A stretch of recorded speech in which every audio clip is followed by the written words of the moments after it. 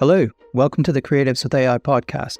I'm your host, David, and this is a show where we share insights about the future of artificial intelligence and how it will affect the lives of people working in the creative industries. On today's show, we chat with John Caswell, founder and CEO of Group Partners, who's developed a unique system of structured visual thinking, and Nicole Yershon, founder and CEO of the NY Collective, who helps companies realize the value of both humans and tech. In today's show, we delve into how AI can be utilized as a creative tool that can transform and even replace certain aspects of work. We discuss AI's potential to revolutionize presentations and creative design, touch on the complexities of establishing an ethical framework for AI, and we contemplate the implications of tech developments like Apple's Vision Pro. John Caswell is recognized as an innovative thinker and leader in the field of business strategy and organizational development. He's the founder and CEO of Group Partners, a global strategy consultancy firm. His work primarily involves leveraging visual techniques and structured thinking to solve complex business problems. John spent decades advising top-tier organizations across various industries, helping them develop effective and relevant strategies in today's complex business environment. His unique, visually driven methodology aims to disrupt traditional consulting paradigms and offers clients a fresh perspective on problem-solving and strategy development. Known for his unconventional approach, John frequently speaks at conferences and events on topics of strategy, innovation, and the future of business. Nicole Yershon is a renowned speaker, author, and consultant in the field of innovation. She's best known for her work at Ogilvy, a well-regarded advertising, marketing, and public relations agency, where she served as the director of innovative solutions for many years. She's an executor, a consultant, coach, speaker, a judge, a mentor, a super connector, and an Amazon #1 best-selling author, as well as being one of the Drum's 25 women who shaped the digital industry in the last 25 years, one of Wired Magazine's top 100 digital power brokers in Britain, and a Women in IT finalist. Nicole played a significant role in integrating digital and innovative practices into Ogilvy's operation, facilitating its transition into the 21st century. She's the author of Rough Diamond, Turning Disruption into Advantage in Business and in Life, a book that shares her experiences and insights into the world of corporate innovation and disruption. Since leaving Ogilvy, Nicole's continued her work in innovation, advising businesses on navigating the digital landscape and transforming their practices through her consulting firm, NY Collective. Links to John and Nicole's profiles and social media will be in the show notes on our website at creativeswith.ai. Thanks for listening, and I hope you enjoy this enlightening conversation with John and Nicole. Okay, well, welcome everybody to the podcast. Today we've got John Caswell and Nicole Yershon. Welcome to the podcast, guys. It's a pleasure to be here. It's so exciting. So good to be here. For those of you listening, we've just spent the past 15 minutes trying to work the tech out. So we've had a good long conversation already. But we will get straight on to topic. I've looked through both of your bios, and John, you sent me some great information about the group and all sorts of stuff. And actually, there is so much information to go through. You guys have had such interesting careers sort of getting to this point. I wonder if maybe you could each take just a couple of minutes and kind of just give a little bit of background. We don't need the whole thing because that'll take up the whole time. But sort of maybe a 1 minute kind of summary of how you got here and kind of what you're doing at the moment. And I think that will just set a little bit of the context for the listeners so they kind of understand where you're coming from. Okay. Ladies first. Ladies first. Okay, I was born. No, I'm joking. I guess I am a bit of a hybrid, as Elon Musk would say, an expert generalist. My background is within marketing and advertising and being with kind of very big agencies and awarded creative agencies like Goldwyn, Trott and Simons Palmer, and pushing the boundaries at those two companies, and then getting a brief from the chairman and CEO of Ogilvy in 2000 to bring them into the 21st century. So to move them from an analog world to a digital world. So business and digital transformation. That then put me on a road of, obviously in the year 2000, and moving them from analog to digital, starting to understand this whole world erupting of gaming and mobile and social and AI and VR and big data and behavior change, and and just starting to understand that there was this whole world out there and that we didn't know about, or the staff of 2000 in London didn't know about. So I founded an innovation lab. And within the lab, we then started to really have a look at different revenue streams, business models, partnerships, relationships, and making something happen that had never been done before, 3D printing or like working with these partners on client projects. I was there for 17 years, almost 17 years, and then set up my own company as a consulting company called the NY Collective, or NYC, NY being me, Nicole Yershon. And for the last almost 7 years, I've been working with clients, specifically quite well with John if he's looking at the strategy, because after the strategy, what comes is they need to make something happen. And a lot of the time, an idea goes in the bottom drawer because no one knows how to make it happen. Whereas I have enough of a huge black book and a reputation to try something that's never been done before and always stay ahead of the curve and very curious. So kind of that's where I am right now. Brilliant. John? Hard to follow that, isn't it? I remember being told by my stepfather and my mother never to enter the creative industries.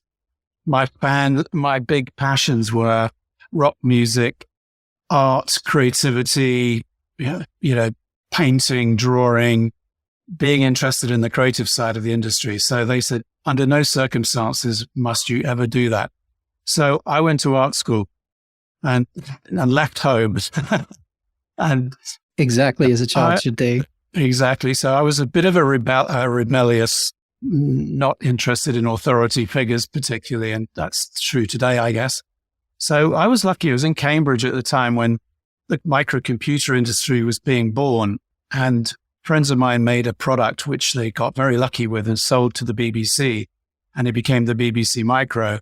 And that was probably the most amazing opportunity of my life, still to this day, to see how technology works close up, and how no matter how good the technology is, you need a lot more than that to be successful in business. You need luck, you need leadership, you need defensive strategies, you need brand, you need all these things that I was able to really see up close. And to cut a very long story short, when the company failed due to probably a story we might even get into in this discussion, but we got taken out by Apple. We got taken out by the British press, who said we'll never be successful at anything. And we were hugely successful. Interesting, though, what happened was we were starting to make our own chips, rather like Apple has 40 years later. We made our own chips, and we formed a company that was producing the chips, especially for us, which was called Advanced Risk Machines, ARM. And it was recently sold for 32 billion, I think, to SoftBank.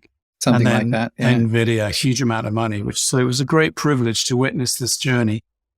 And right up to date, having come to London, started my own agency, sold it to WPP, again, didn't realize how much that was going to compromise my ability to be a creative. I had to leave that 21 years ago and create the business I'm in now to be a creative. Because creativity was a label. Being a creative was a job in an ad agency. It wasn't being creative. That's where we are at today. So that's my short story. That's good. You've left a lot of room for me to ask some questions and to guide the conversation. So that's amazing. I should probably say to everybody who's listening as well, both John and Nicole have the longest CVs ever. And there's so much information available on both of them. So if you just go to the website, which is creativeswith.ai, there will be a blog post that'll go along with this that'll have more show notes and links and bios and any of the information that you'll want to get on Nicole and John. So we'll make all that available to everybody if you want to find that afterwards. So like I said, we can't touch on all of it, but if you want more information, you can go there. Is that you're saying that we're old, David? No. No, I'm trying to make everybody understand how amazing it is to be able to talk to you. So, and how much wisdom you bring to the table. Also, Nicole has a book that we should probably mention as well called Rough Diamond, which I'm sure we'll get to in the conversation. You can find it on Amazon and all reputable platforms, I assume. And again, we'll put links and all that in there. So wanted to just get that out there at the beginning. As you guys know, and we've talked about we sort of like to look at three main questions in these discussions, which is kind of, how are you using AI today? Where do you think it's going to be, and where's it going to go in the future? One of the things that struck me as I was looking through the information about you guys is, I'll start with John and Group Partners.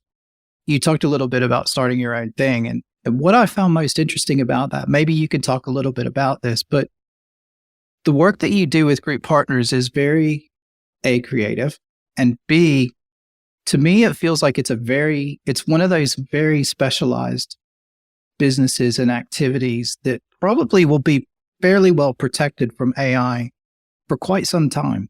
Where do you see maybe AI, or how are you using AI today to support some of the activities that you do through Group Partners? Because I assume that you can't use AI to do what the main thing is. And I know I'm being slightly opaque here, but I'll let you explain it because you'll explain it better than me. But it's very visual based.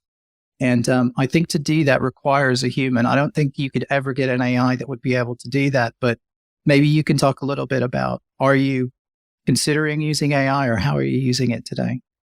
Yeah, great question. So I wake up every day hoping that AI will replace me.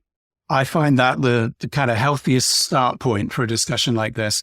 I used to think that it wouldn't, because of exactly what you said, that precision drawing, that creating live dynamic conversations with clients. I expect that to be replacing me in probably no more than 2 or 3 years. The technology probably already exists, but I wouldn't be able to get it in a flight case on an airplane. So I would have to, rebuild that every time I went out to a client situation. So that's not going to happen for a bit. But to answer your question, I use AI probably every day.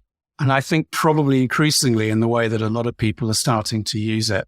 And because we've done many hundreds of cases around the world with clients, we want to make the learning from that genericized, but hugely helpful to clients, and make that available free.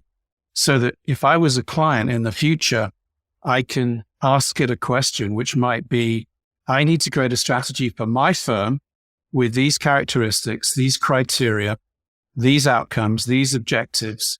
Tell me the kinds of things I should be thinking about. I guarantee through something even like, ChatGPT right now, a private version of that, scraping out all of the confidential information, that would be a hugely valuable tool. And people are probably doing that already. I just haven't come across anything in the genre that I happen to be in, but I expect that to be available pretty quickly. So why not me? I also have a particular use case for creativity, and maybe we'll come to this after you ask Nick a similar question, but I like to understand these new technologies because guess what? My clients are asking me what it means to them every day of the week. So if I don't understand how to use it, I can't advise them properly. And they also think that it can't replace them in some cases. So disabusing them of that in a charming way becomes part of the job. And so, we turn them on to some of the technologies that are available right now, and pretty quickly they come back to us and say, yeah, we better really think about this and weave it into what we're doing. I'll pause there and see whether that's at the right kind of level. I think that's good. Maybe if you give just a brief description of how the projects work. A great question. My business goes kind of like this. Client presents with an exam question, what we call the kind of provocation that they haven't managed to solve through a management consultancy, or they haven't been able to articulate, or they're presenting the symptoms of the problem rather than the problem. So armed with a few well-chosen questions, we get them to realize pretty quickly that they're not probably at the root cause of their challenge, and they're dealing with the symptoms.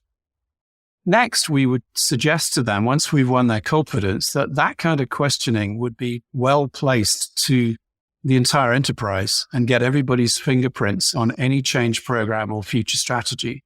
So we've designed assessments which allow us to gauge the current state and perspective and opinion of as many people as you want, thousands in some cases. And then we interpret the answers of those assessments. And then we, through our configuration philosophy, if you will, we can turn that into the frameworks that we would use in a client case. all of that right now can be done by AI. And our application of that is being transferred as we speak into data structured in a way that it can be assessed by a generative AI query through something like ChatGPT. It would, of course, be a private ChatGPT or private GPT instance, but you get the point. The bit that we're probably unable to replace is where we get the team in the room as a result of all that context and replay that context to them through those structured frameworks so they're not starting from scratch. So they walk into a room where the traditional workshop environment is ground zero. This is probably, to some degree, pre-argued without any bias or judgment or projection to the sort of context within which they're trying to have the debate in order to answer that exam question. The net result of this is almost immediate ownership by a leadership team of all the work that they've already strived to put together in a single coherent way, but very quickly allow them to get to the real conversations that need to be had. And I see AI being able to do a pretty damn good job using new screen technology or new output technology that could almost 3D print that picture that I would take 3 days to draw before they even walk into the room. I anticipate that to be a vision pretty soon, honestly, because strategy is about making the best possible choices that are interdependent choices to achieve the best outcome. Interesting. That's not the answer I was expecting. What you're left with is a 100-foot rule that gets filled in depending on the questions that John is asking, depending on the framework, depending what the problem is. In John's words, so they're not solving the wrong problem really well. But what you're left with is lots of different people explaining something using the English language, and what they see on the wall makes them think, that's exactly what I meant to say, because John has put it through his, from where it's gone through his brain and his ears and what he's heard to his fingers and where he's drawn the whole framework, the structured visual thinking. It's quite incredible, actually. David, what were you going to say? I was surprised because I thought that you would very much come back and say that's the part of the process that AI can't do, and that you could use AI to help with the written part afterwards and bringing all of that together. I think what I didn't realize about your work process is that you gather the information in the beginning and then you do the diagram and then kind of bring everybody in afterwards. I thought that you brought everybody in the room, and maybe I got this from the story because you sent me the history of how you got where you are today. I think from that, I just assumed that it was like those very early days where you'd be in a meeting, everybody would be talking, you just sit and listen to them talk for a while and then start going up and drawing what they were describing. So that's my fault for maybe getting that wrong. No, but I think you're not wrong. You're not wrong. Each different case is different in that sometimes we don't have a lot of time to have the kind of conversations we would like to have with the leadership team. So we've only got them for a day. So that means we'll bring more forward. But none of that is anything other than contextual. It's stuff they kind of already know. You know where you get an expert in to do a workshop and they're kind of learning on the job? They're asking so many questions more for their benefit than for the benefit of the audience. We flip that round. Having been a client, I would be really pissed off if I had to spend the time training the facilitator about what he already ought to know before he walks in the room. I'm talking about that stuff. Yeah. So it's a subtle difference, but it's so difficult to explain this. So you're asking great questions. Yep. Okay, good. So I think again, so that's interesting to see how you're using it already and how you think it's going to go. Nicole, you do something I think very different. I think you're very much of a connector and you're bringing people and ideas together. Again, the same question to you. How are you using AI at the minute and how is it helping you do what you do? I'm not an avid user, say like John is, but there's been certain instances. So we were playing around with it. I'd created, even going back as far as when I wrote my book in 2017, I actually spoke my book.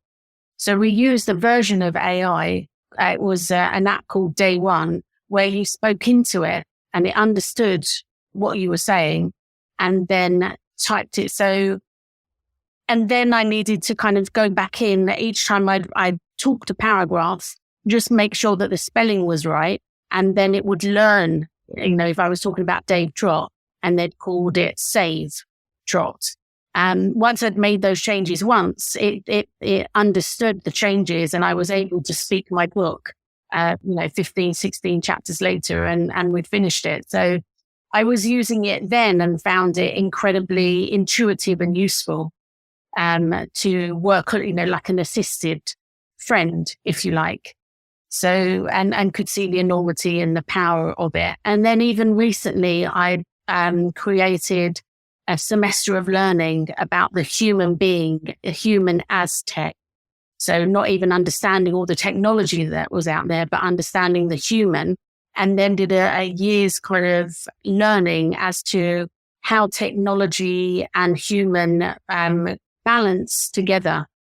So it's not a tipping point of too much tech or too much human. And when we came up with the verdict of what had been done throughout that year, which is very interesting, and I won't go into detail with it here, but rather than using a PowerPoint presentation or Canva or Beautiful or all of those other things, John and I really started to play with how can we use DALL-E and Jasper, and I think this was even before Midjourney had even come out. This was last November, to create a presentation that had been done once. John, do you want to talk about the prompt engineer style questions you were putting in at that phase last November? Yeah, it seems almost quaint to talk about it now because even prompt engineering is almost being replaced by a sort of auto prompt, and natural language technology is improving on the interface. But learning how to get back to coherent instruction of a computer was fascinating. So in order to get the kind of imagery that Nick needed per her talk, it couldn't just be the same, it couldn't just be an abstract piece of art. It needed to make sense, and it needed to have stuff inside the imagery that was related to Nick's real world and what she was actually experiencing in these, often sometimes quite spiritual domains of, various treatments and ways of thinking as a human. We were talking about cyborgism. We were talking about biohacking, Temescal sweat lodges, mushrooms, crystals. All of those things needed to be brought into the visual. Which I imagine if you start putting all that into a prompt, you're going to get some pretty crazy stuff. Pretty crazy stuff. I remember the very first time I tried it, that I'm never going to master this. It took about an hour, 2 hours. But then eventually I could get it down to 2 or 3 minutes of just 2 or 3 trials. And pretty quickly, that was probably the baptism of fire that everybody's been through. So I won't talk too much about it. But it is incredibly powerful now to see Midjourney version 5 and beyond starting to do some pretty incredible stuff, especially if you've got any experience of, let's leave the language as prompt engineering. So very, very powerful. I found it personally the same. You have to be very specific and you have to know what you want. And from a client perspective, it's very much like working with a designer. If I go to a designer and say, I want cover art for my podcast, and they say, well, what do you want? I can't just say, I don't know, because that's not helpful for anyone. So they're quite happy to produce something, but they need me to tell them, it's like, what color do you want it to be? And I can't just say, well, I don't know. It's not helpful. And it's the same with any sort of an AI tool. Wow. You have to tell it what you want it to do, and you have to think about it. And it's been a good exercise for me, kind of getting into having to specify that stuff. Because like you said, when you start and you just say, I want a picture of an elephant wearing a, Darth Vader outfit, then you get all sorts of things. And then you start to have to say, okay, well, I would like it in this particular style, and I would like it to look like a Rankin photo, and I would like it to look like this and that. And the more detail, in a way, you can specify what it is, the better results you're going to get. But you have to learn how to talk to it to get out what you need. And talking to Midjourney is very different than talking to ChatGPT, which is very different than talking to Bard. So they all have their own little proclivities and ways that you have to figure out how to talk to them. And And that's why we think, I saw someone the other day, it was a cartoon and they were talking about, they weren't going to hire a new copywriter because they were using ChatGPT, but they were going to hire a prompt engineer instead. I was like, they're still hiring someone. They're just hiring a different someone. What was amazing was that what came out of my year-long human as tech semester of learning, if you like, has created something that whenever I show it to someone, they always say, oh my gosh, that's a book. You just created this most incredible book, because it just looks so individual and unique and nothing you will ever see again. David, you remind me of one of the reasons why I had to leave the creative industries. I remember running I had an ad agency. That's terrible.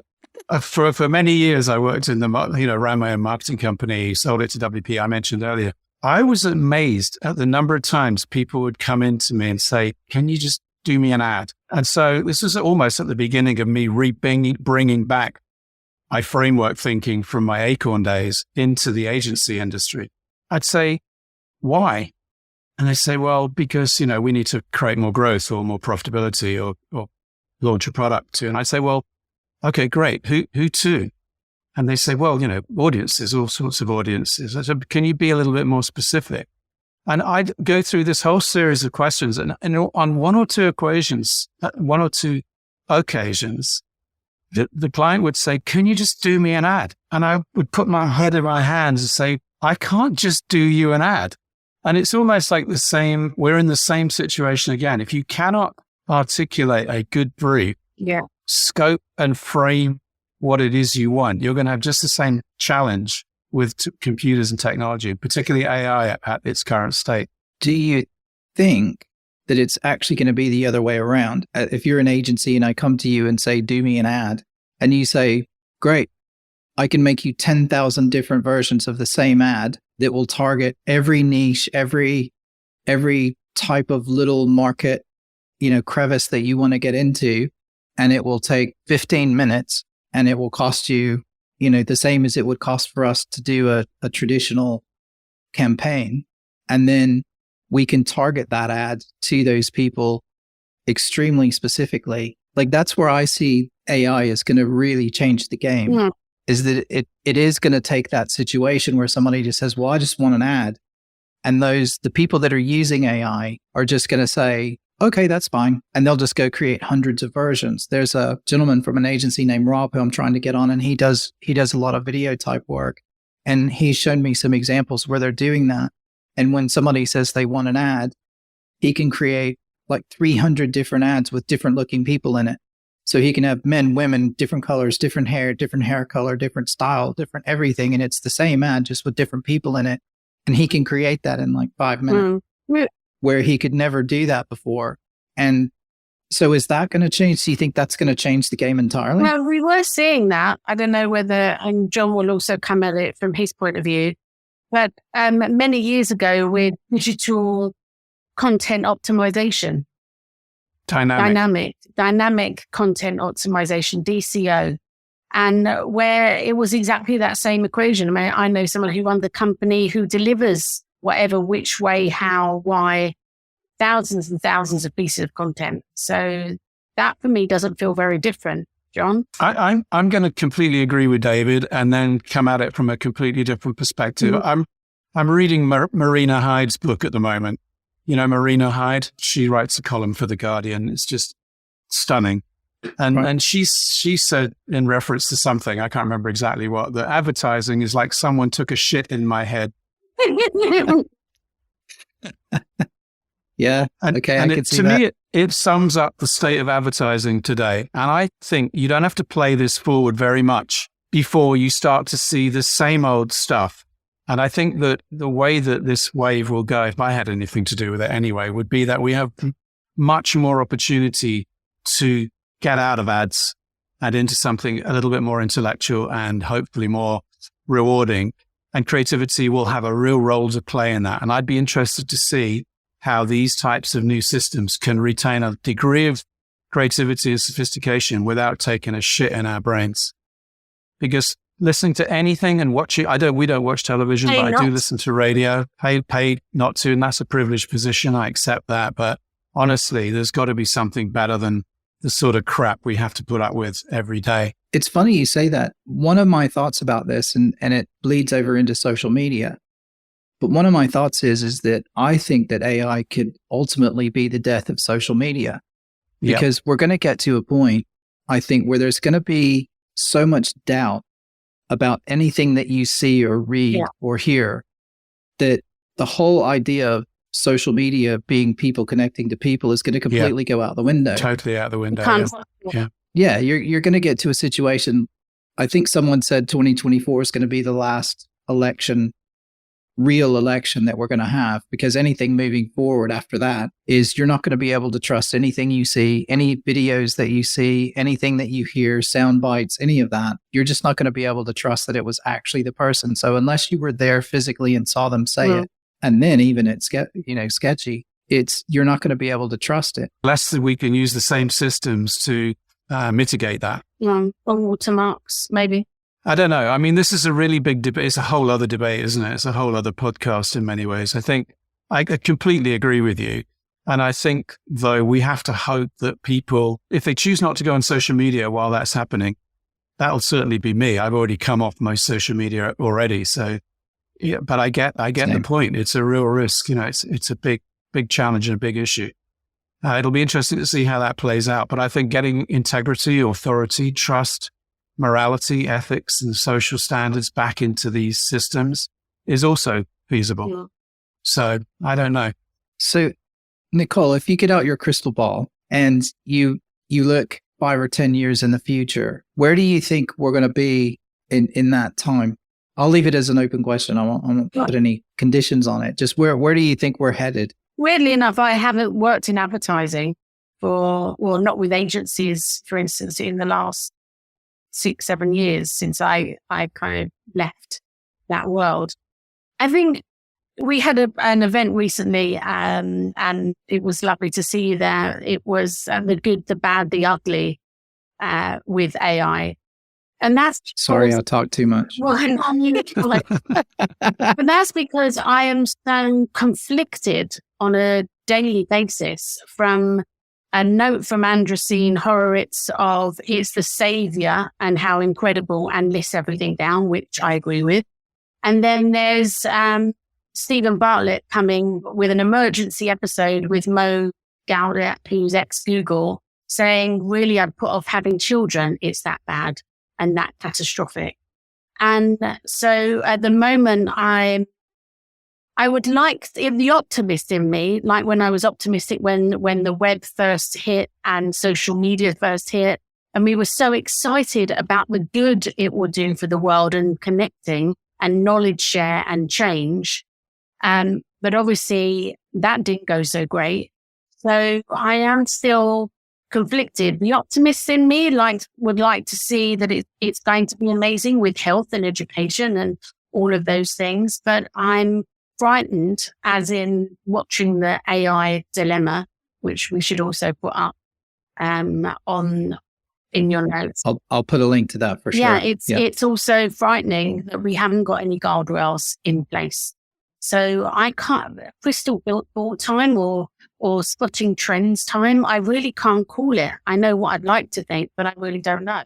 It's interesting that you mentioned having children, because one of the things a lot of people have been talking about in the press lately is obviously that we're getting declining birth rates in the West, and that everybody's worried that, we're not going to have enough people to support, the people that are here now and that sort of thing. And ironically, that's one area where AI might be able to help, is if we do have these declining birth rates and if it continues to get even worse.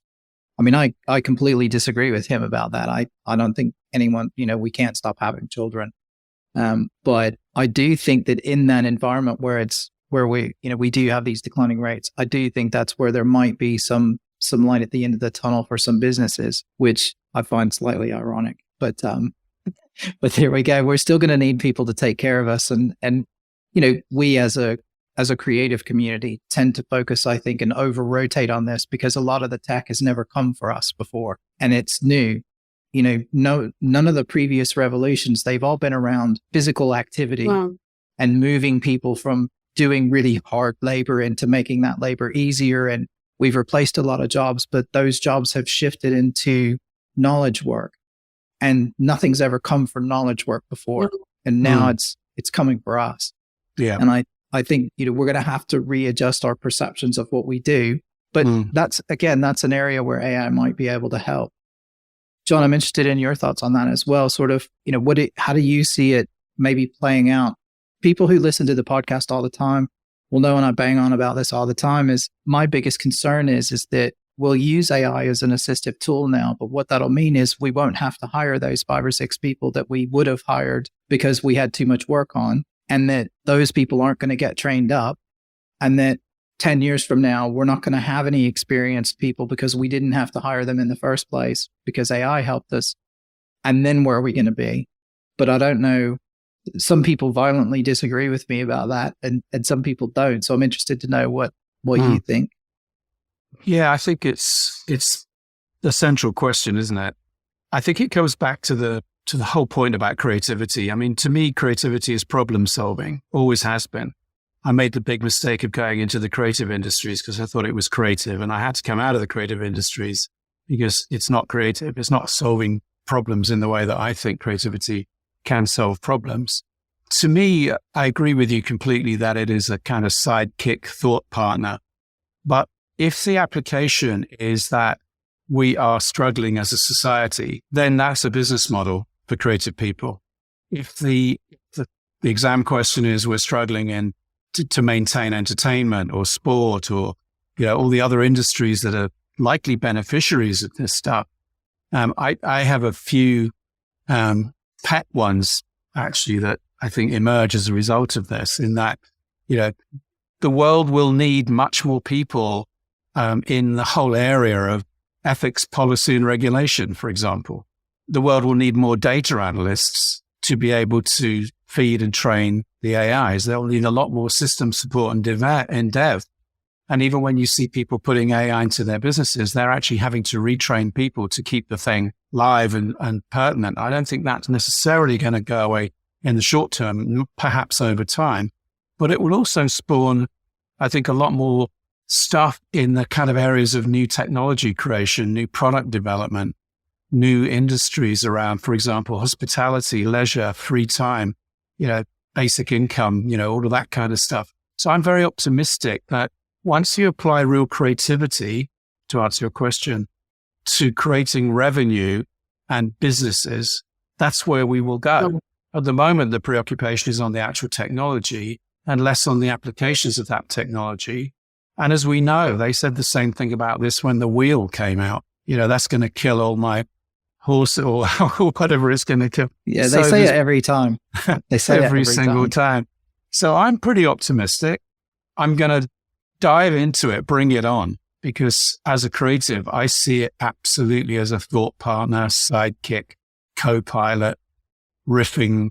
I've never published anything that I've used AI for. I've always had to recraft it. I'm sure everybody's been in the same situation, but it's just such a great ingenuity finder, connection maker, the things you hadn't even thought about, that as a creative person, you continue to riff on. And if that increases my creativity, it's a tool like any other tool. So, and also we're not looking at creative industries, if you like, as a term. It looks at makers as well. So it's not just talking about blue collar workers or knowledge. It's also looking at makers. And then obviously, we brought up the topic the other day at that event, which was all about universal basic income and having different ways to make money, which is also another interesting way to look at things. When everyone was furloughed, I'm sure they were extremely creative because they were being paid to do something that wasn't necessarily their job in life. Yeah, I was excited to see that they're doing a UBI trial now in the UK.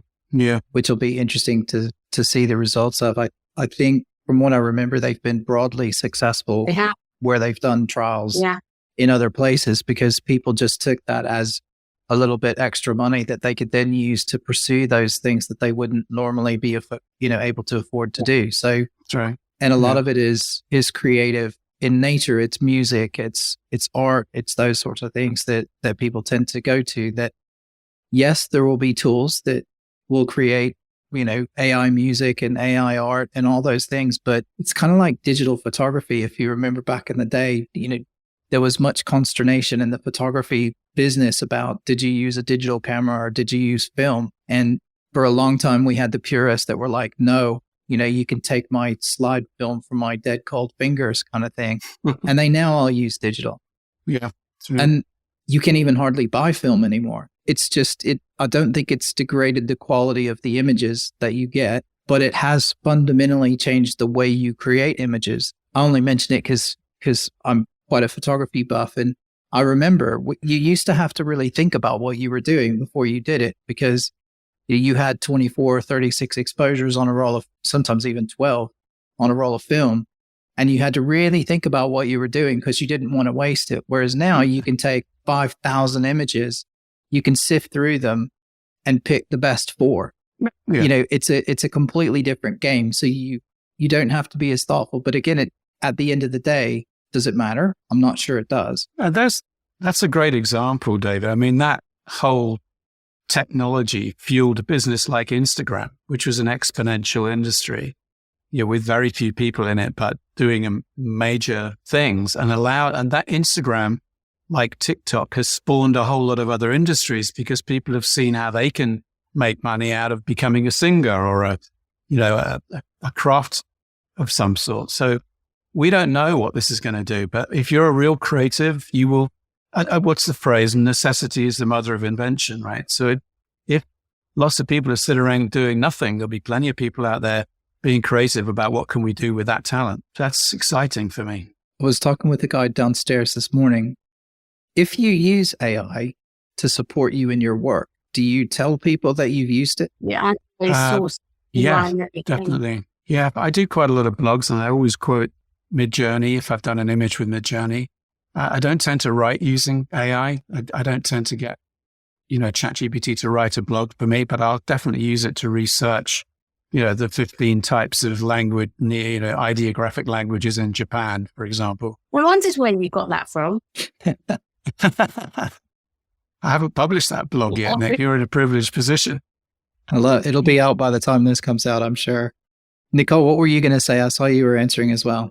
I'm a big believer in authenticity and to get trust. So I quite like the idea of there being watermarks on stuff that you're using, so that that it's.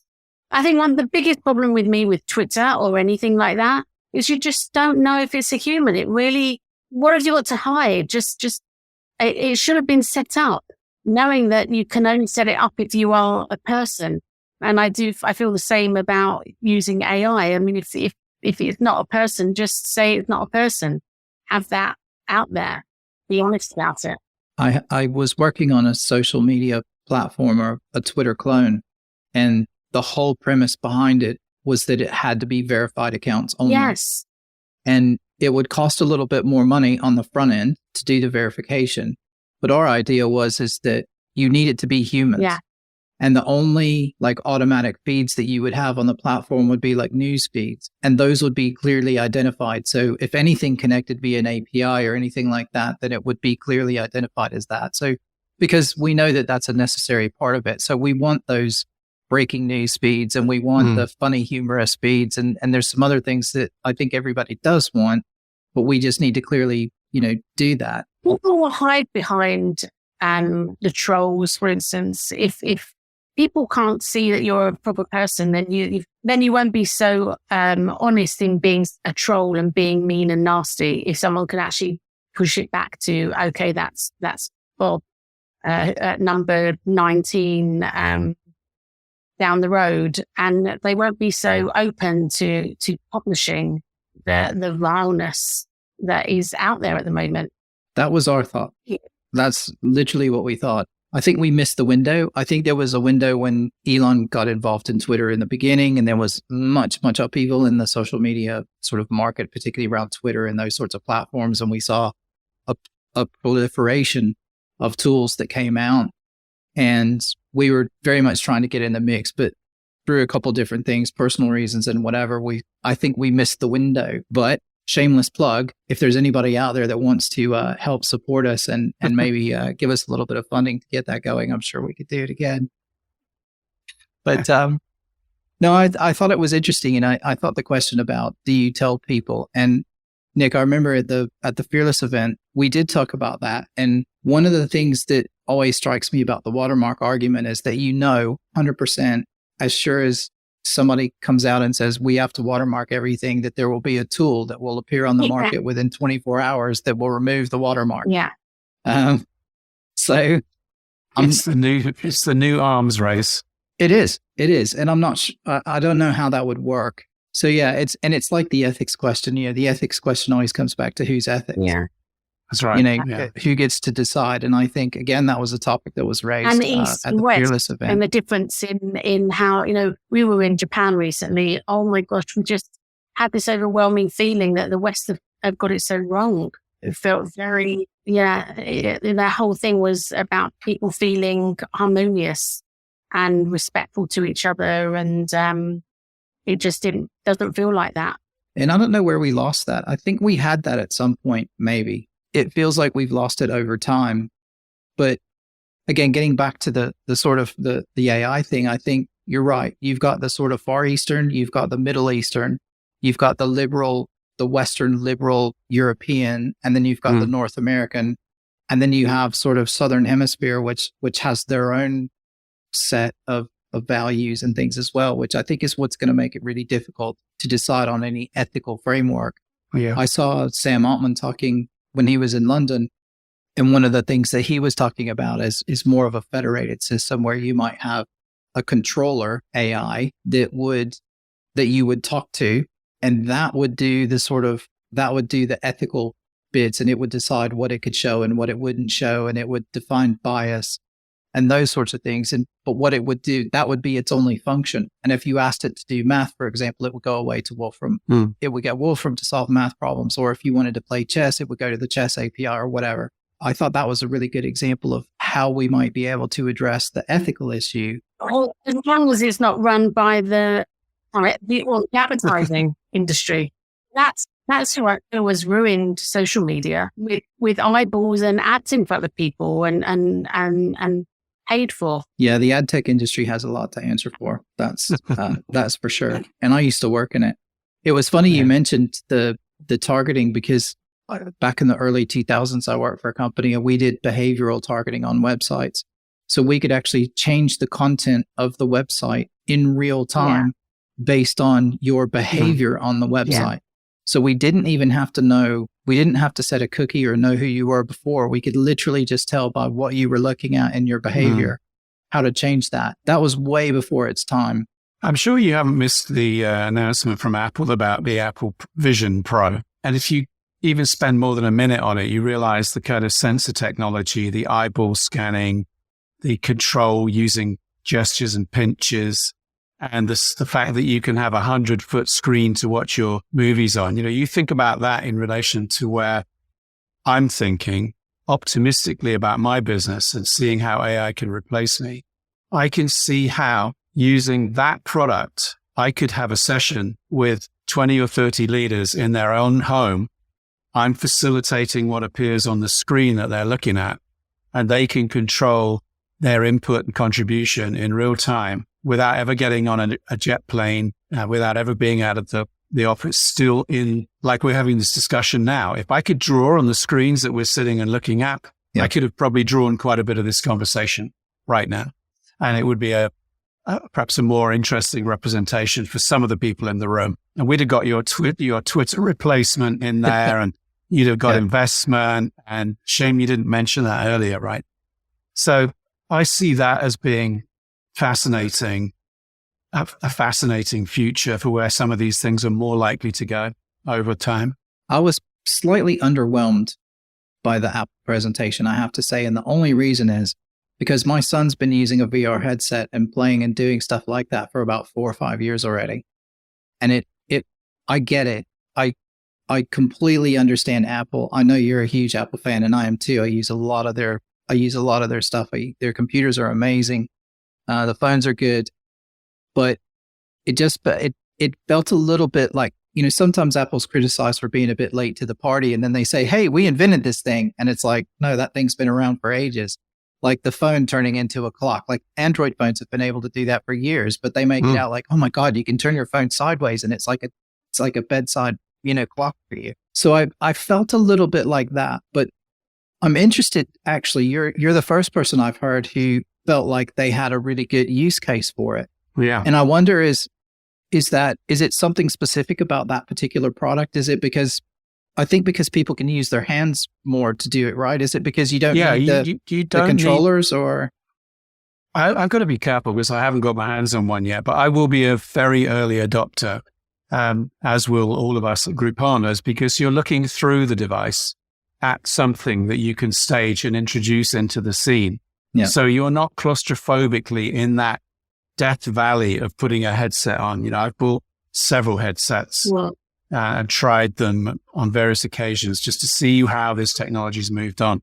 This is the first time I've seen something in frame that doesn't make me feel, well, I don't think is going to make me feel like that. I can see people moving around in front of me. And that gives me much more of an emotional attachment to the fact that I can then introduce a response to their conversation into that scene. I don't know. I'm not on any other platform, so maybe you can do things like that on other platforms. But I know Apple is going to make that leap, and it's early days, right? They always do this. I don't think they say they invented the clock on its side, but they certainly do a much better job of getting people's attraction for it. When I was running the innovation lab, and we had maybe for about 15 years a physical space to test and learn. And we were test and learning everything from, Apple hadn't even launched the iPhone yet. So we were test and learning interactive floor projections and 3D mapping projections on buildings. And what I always found amazing with Apple is that their first iteration was the Apple Enthusiast. But X amount of years down the line, so if you like watch, for instance, what I use my watch for is something I would never have known I would use my watch for. And that is to tell me that I've slept well in a biohacking way. So it's not that I'm using the watch to read emails or any of the things that early adopters were potentially using it for. But the iterations of it now mean that from my point of view, I might have woken up at 4:00 in the morning for 10 minutes and thought I've had a terrible night's sleep. But actually, then you can see that you woke up and you're only awake for 10 minutes. But before my watch, it felt like I was awake for hours. So the things that I'm using Apple product for now is not necessarily the first iteration of what it was designed for.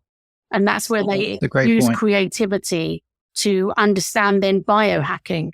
Yeah, that's a great point. Yeah. The community around it of applications development is what interests me. So you put out a platform like Vision Pro and apply creativity to it. So I want to create that app inside Apple Vision Pro because whilst it won't replace the charm of me turning up and drawing on the wall, I'm joking, it will create something very similar to it that I can scale and can do more of to help more clients develop better strategies, to be more creative, to solve problems, to create revenue, to keep more people in industry. And that's why creativity, by the government's definition, really pisses me off because they do not have what I do in their creative industries. Strategic thinking, creative thinking, critical thinking is not deemed as a creative industry by that definition.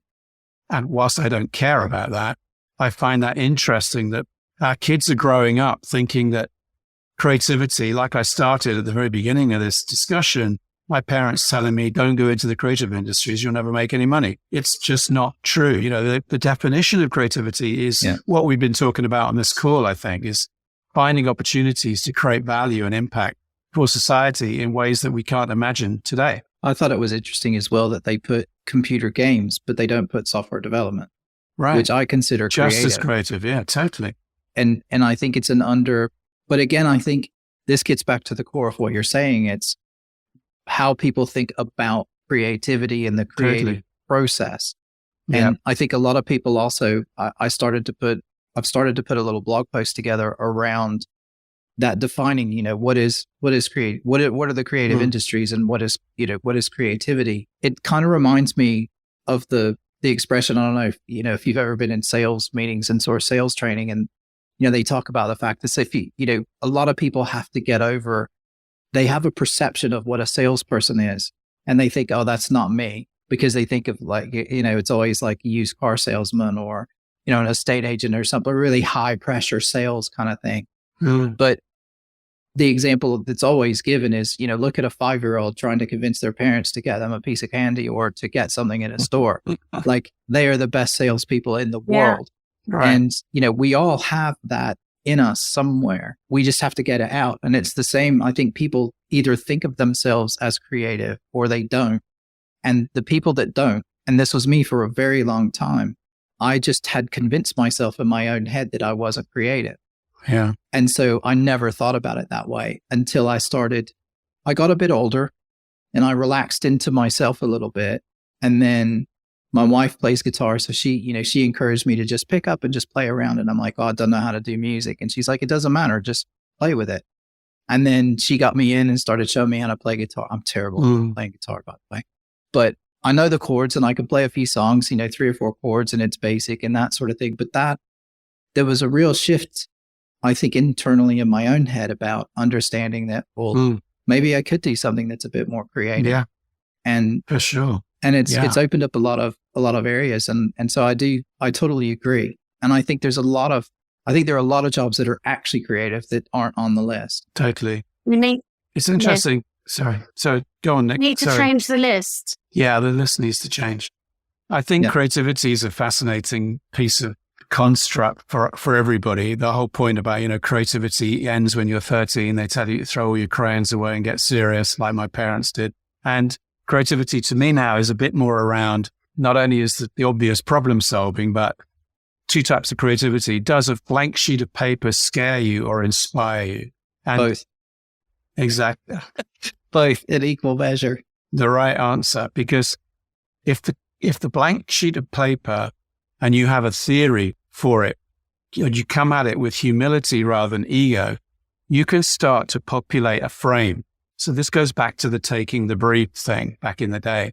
It's like, well, how do you construct something that's giving you the context, which is the word I use frequently, for the problem that needs to be solved? And immediately it becomes easier to solve it because you can invite others in, like, ChatGPT or your friends down the road or the experts in the room, and really get to think about things way outside of your comfort zone, ending up with a much better outcome that you would have done if you were literally a creative in an agency whose only task is to fill 30 seconds of celluloid or digital time. It's like, it's a completely alien world to me now, thinking about when I was running an agency and doing that work and feeling frustrated that I wasn't really able to be really creative. Because if I was, I'd have said to the client, paint your building pink.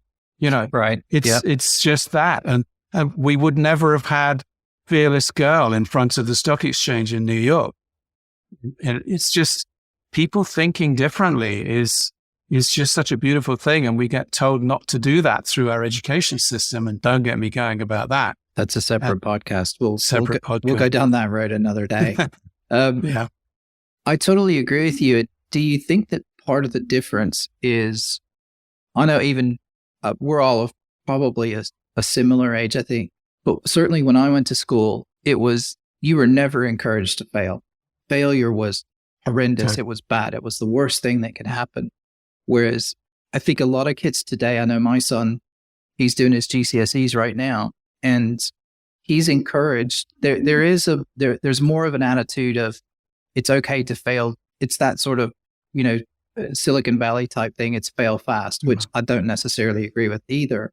But I do agree with the fact that it is okay to try things and it is okay to fail at them. And I wonder if that's probably helped a lot of people who had, again, for me, I was raised in that other environment, and it's taken me a long time to get to the point where I'm like, like I'm quite happy to try things, but it usually has an outsized effect on me if it goes badly, but not so much anymore. I'm quite happy to do something. And if it doesn't work, I'm okay with that. Yeah. And I don't know. Do you think, I mean, that must be important to people who are creative or who try to be creative, because it doesn't all work and you have to be comfortable with it. I think that's right. I think I have a slightly different piece of language around it, which is make smart mistakes. And for me, that's turned out to be preparation. And, the reason why I put all that stuff on the wall before we go in a room with a client is these are all things you've said to us. And do they then add up when we get to the logic model, which comes out at the end of a workshop for me, is, well, now you can see how all this stuff that we brought into the room is completely irrelevant. And you need to change your mind, because mindset shift is the only way you're going to make change and transformation and that new vision and that new strategy happen. But make smart mistakes. Do everything you can to be prepared for every eventuality or for things to go wrong. Drill yourself on some kind of construct, some kind of framework that allows you to make smarter and smarter mistakes. I like that. Yeah. Or as Yuval Harari said, don't trust the parents, don't trust the adults. They don't know what they're talking about. Yeah, that's fair enough. I still don't trust adults. Maybe I'll be one someday. Nah, it's not all it's cracked up to be, apparently. No, it's definitely not. So I just wanted to touch on maybe one last thing, which is, and maybe if I could get both of you to think about this, why do you think now? I mean, machine learning's been around for quite a while. Some of these tools have been in existence for quite a long time, as in several years. Why do you think it's captured the imagination of people at this moment? What a great question. Yeah. Nick, do you want to go first? Or I mean, I can tell you from my experience when the iPhone came out and the App Store, and it gave people independence and freedom to cut out the middleman and to try something themselves that was easy and they didn't need a degree or felt frightened to do. And it made their lives easier. So if we're looking at the App Store, I mean, how we got around Japan was Google Maps, Yelp, City Mapper. It made our lives easier, and the UX design within it made it easier. So that's why I think it just, when it came out, ChatGPT, the UX within it just made it easy for everyone to get on board.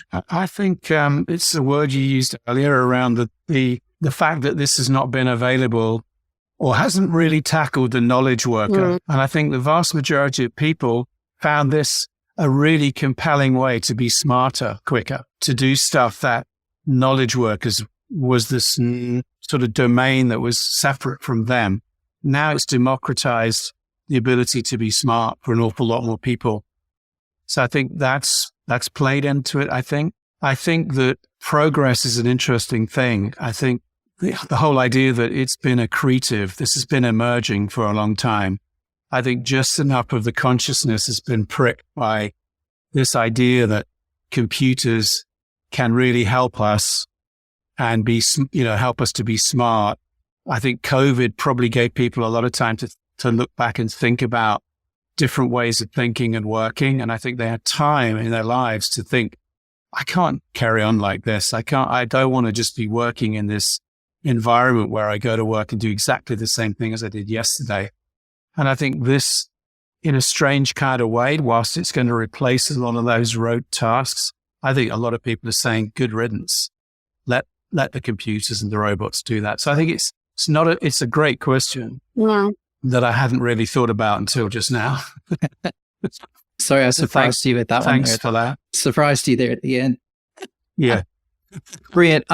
Thank you very much for your time today. I think that's a good place to leave the conversation. Like I said to everybody before, all the show notes and the transcript and there'll be tons and tons of links and additional information available on the website that will come afterwards. Any parting thoughts from either one of you, Nicole or John? Well, just thank you very much for having us and to be able to talk about something that's so relevant. No, likewise. Great conversation, David. Thank you. And sounds like there are a few more podcasts we should join in on. Well, I was just thinking that it feels like we need to have another conversation. This one went a little bit more down the creative side of the conversation, which actually I quite like and enjoyed. And I think that it's not something that I've had in other conversations. So I think that's going to be really interesting for everybody. And yeah, I'm happy to have you back. I think education is a massive topic. Sure. And, talking about, I have some professors from Cambridge University that are coming on the podcast soon, and they're going to talk about how to use AI tools and how they're already using that in an educational setting and how that's helping students already and it's helping them with their workload. So that could be really interesting. But yeah, you're more than welcome to come back on if you ever just want to come on and rant about AI. If something happens or there's anything that you want to talk about, the door's always open. Thank you. Thank you. Brilliant. Thank you so much. Really, Thank you. have a great day. You too. Bye-bye. Okay, folks, that's a wrap on another amazing episode of Creatives with AI. Thanks so much for joining us today. We really hope you enjoyed the conversation as much as we did. If you want to stay up to date on how all things related to AI is impacting the creative industries, then be sure to subscribe to the podcast on whatever your favorite platform is. We're on them all. And follow us on social media. We're on mainly Twitter and LinkedIn, but we're the same handle everywhere, which is @Creatives with AI. We'd also really appreciate it if you could just take a minute to leave a rating and a review on Apple Podcasts or Spotify. Those are our two main platforms, and it really helps other listeners find the show, and it also helps us get more popularity and more exposure. So it'd be amazing if you could help us with that. If you've got any questions, topic suggestions, guest recommendations, feel free to send us an email. The best email is hello@creativeswith.ai. Or you can shoot us a message on social media. Either one is fine. We love hearing from all of you, and we can't wait to bring more exciting episodes in the future. And the best way we can do that is to get feedback from the audience and have the audience tell us who it is you'd like to hear from and what things you'd like us to ask and what topics you'd like us to talk about. So please use that. Let us know what you want to hear, and we'll do our best to get it for you. And last but not least, we'd like to give a shout out to our sponsor, Futurehand Limited, who make this podcast possible. Your support means the world to us, and we really appreciate it. So thanks very much.